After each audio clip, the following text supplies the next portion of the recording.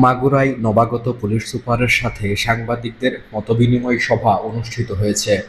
বুধবার বেলা 11টায় পুলিশ সুপারের সম্মেলন কক্ষে এ মতবিনিময় সভা অনুষ্ঠিত হয়।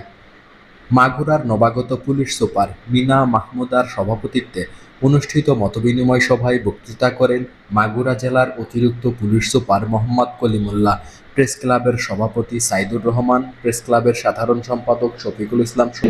আমরা কিন্তু এর দায় নিব না এবং আপনাদেরকেও আমি ব্যর্থহীন ভাষায় বলতে চাই যে আপনারা এই সমস্ত কাজ করলে আপনাদের বিরুদ্ধেও কিন্তু আমরা আইনগত ব্যবস্থা নিব।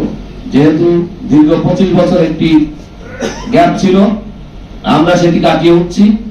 আর এই যে আজকের যে দাওয়াত, 40 জনের দাওয়াত, আমরা এসেছি কতজন, এটি কিন্তু পুলিশ বিভাগের দায়িত্ব না, আমাদের আত্মসম্মানের ব্যাপার।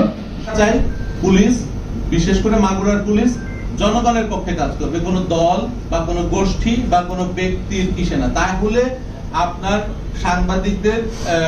সাংবাদিকদের লেখা পুলিশের পক্ষেই যাবে। কিন্তু যখন পুলিশের কর্মকাণ্ড জনগণের বিপক্ষে যাবে, আগে এক গোষ্ঠীর জন্য পুলিশ কাজ করেছে, এখন আর একটা গোষ্ঠীর জন্য যদি কাজ করতে থাকে, তাহলে কিন্তু আমাদের পরিবর্তন আসবে। বিশেষ করে সন্ধ্যা হলেই ফাইনাল মোড়ে উভয় পাশে এমন ভাবে গাড়িগুলো রাখা হয় যে একটি গাড়িও ঢোকার মতন জায়গা থাকে না। তো সন্ধ্যা নামলেই সদর থানার সামনে অন্তত 100-200 লোকের ভিড় থাকে। বিশেষ করলে সাধারণত বলা হয় যে ভাই আমার স্বজনকে ধরে নিয়ে আসা হয়েছে, অভিযোগ কি অভিযোগ সে জানে না। তো এই ঘটনাটা আমরা বিগত বেশ কিছুদিন ধরে দেখেছি। তো আমি আশা করব যে এই যে নিরীহ মানুষকে যে হয়রানি করা। বিভিন্ন প্রেস ও ইলেকট্রনিক মিডিয়ার সাংবাদিকদের সাথে মতবিনিময় সভায় মাগুরার নবাগত পুলিশ সুপার মিনা মাহমুদা বলেন, বস্তুনিষ্ঠ সংবাদ পরিবেশনে সকল সাংবাদিকদের এক হয়ে কাজ করতে হবে।